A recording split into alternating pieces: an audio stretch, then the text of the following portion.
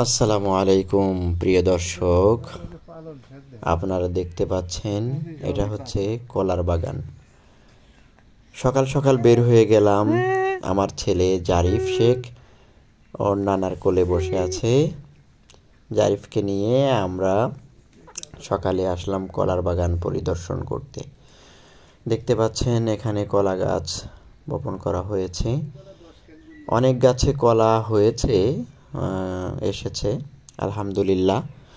এই কলাগুলো যেন সুন্দরভাবে হয়, আল্লাহ তাআলা যেন বরকত দান করেন। সবাই দোয়া করবেন। সুন্দর কলা বাগান দেখতে পাচ্ছেন।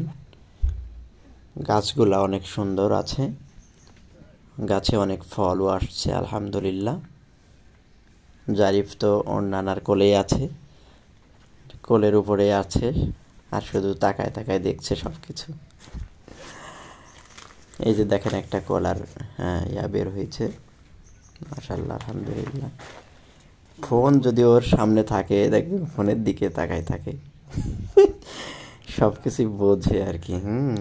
ছোট হইলে কি হবে, একেবারে পাকনা বুড়া মনে হচ্ছে।